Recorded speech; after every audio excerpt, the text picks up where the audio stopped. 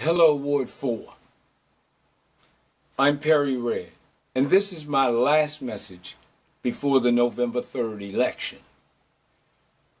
And I'm going to speak strictly from the heart. There's no script here, none of that. But I hate to speak to you as a candidate on this issue. But this is one of my campaign issues. It's one of my life issues. And I will preface this by saying that I despise political actors who use another person's pain to their advantage. So I am not going to do that. I'm going to lay out very simply that I'm running in a race where I know I can't win. But it's not going to stop me from running. And it's not that I can't win because I don't win the war of ideals. It's not that I can't win because I don't have winning strategies. It's not that I can't win because I don't have the heart or passion. It's simply because we exist in a city that are run by a machine that cares only about power and control. And I'm not a part of that machine. Very simply, Democrats run D.C. And on our ballot, there are independents who fake like they're independents and they're really Democrats. And there are other parties in the city. I'm a statehood green, and I don't apologize for it. I don't even hide it. I don't speak about it because everybody knows I ain't them. But here's why I'm speaking to you on this final message. A young man died in my neighborhood. And he didn't die because he was a bad dude or he was some type of criminal. Or he was that he wasn't worthy of life. He died because the system hated who he was. And I know a little something about that.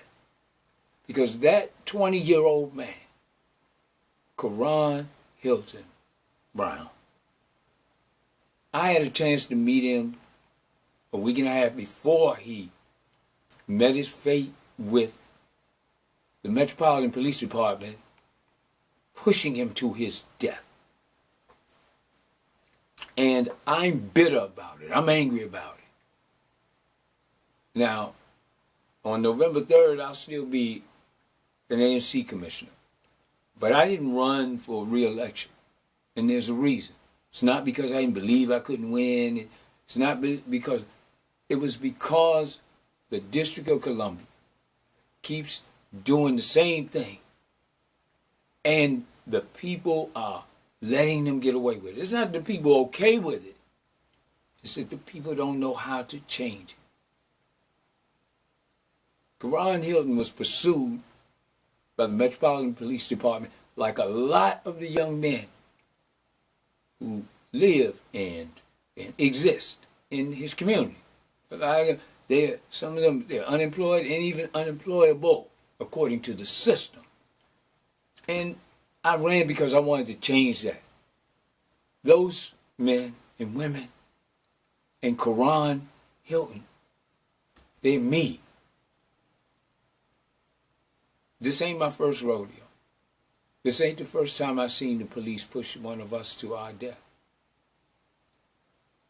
But I'm really, really committed, whether I'm a commissioner, a council member, or a resident of the district, native Washingtonian. I'm committed to change it. I'm committed even though I don't have much life left. The average life expectancy for a black male in America is 63 years. And I'm damn near there. I understand that for me, it's all about legacy. I've got 13 grandchildren. My brother, I raised him. See, my father, he lived here in this district, and he died an angry black man. And my father killed himself. And I was I had to find how to navigate this life on my own. Well, my mother was very helpful. And even though I'm estranged from my mother, she's the greatest woman I could ever know. And then I messed around and met second graders. And that's the woman who's my life partner right now. So I'm giving you this message because Karan Hilton, and I met him a week and a half before he died. He was killed.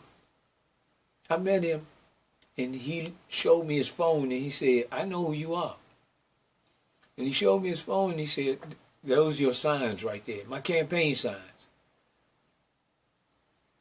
And he said, I want to do that. And I told him, I said, well, young man, I said, if you walk with me, we can do that. You can do that. And that's the only reason, the sole reason why I cared to run for this office and even become a council member. I know it's a snowball's chance in hell. Sort of like the people of the district doing something different to get it right. Because this ain't my first rodeo. But sadly, every time I walk out of the house, I don't know if I'm coming back again. That's why Karan Hilton's life is so important to me, even though he's run out of. For my children, my grandchildren, justice for Karan is necessary. And I want you to think about it. Because his life is your life. He was an American like you're an American. And although I've now met them and I've allied with them, I pray they'll be friends to me and allies to me for years until my death. But again, I never know if I'm coming back home when I walk out the house. So yeah, I tell Barbara I love her, because I do. But I work to leave a legacy for my children, for them to know that helping someone else is not a sin. There's nothing to be ashamed of. And for me, and I call myself uneducated, but for me, helping other people is all I have. It is all I am. It is my life, my life's work, my life's mission.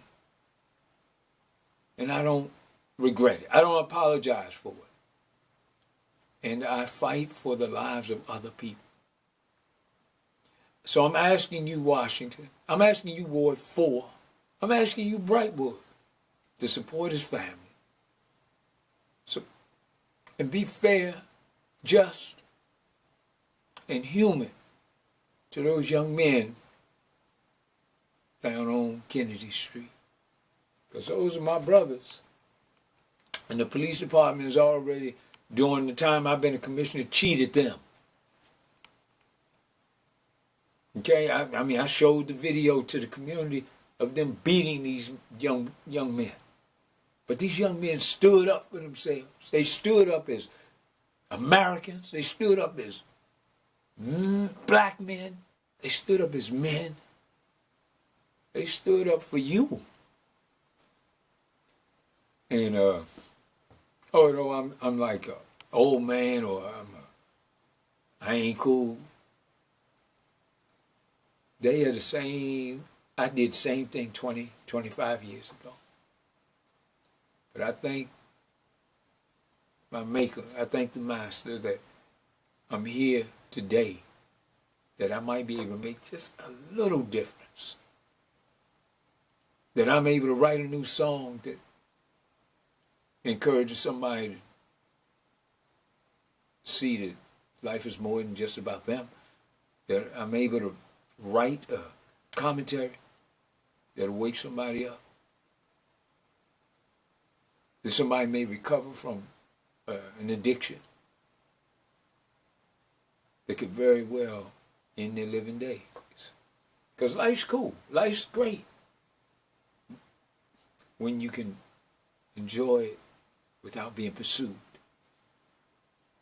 without being on the run.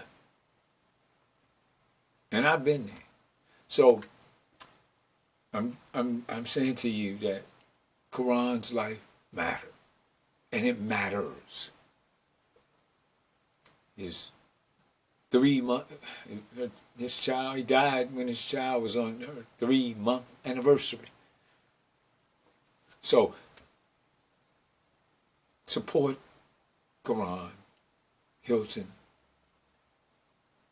legacy. He was just 20 years old. And you say, what legacy for a 20-year-old?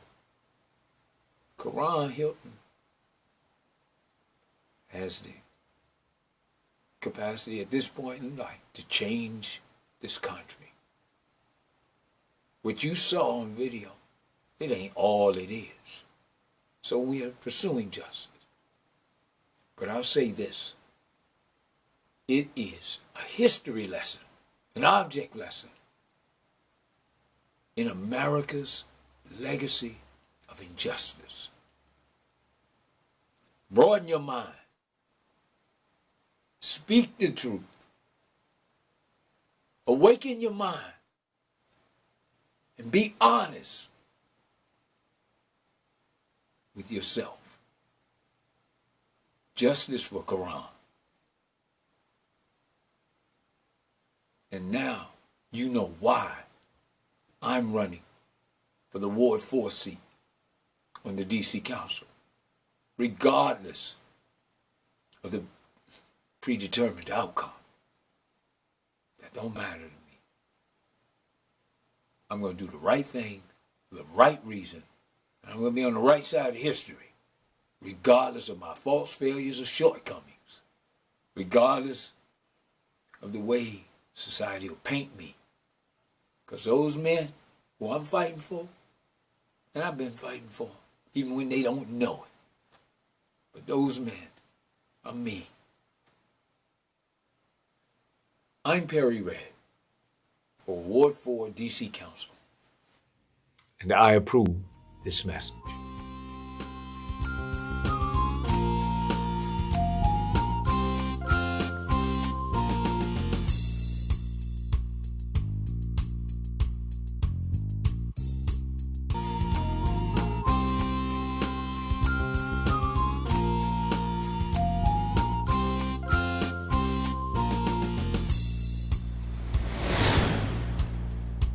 And I approve this message.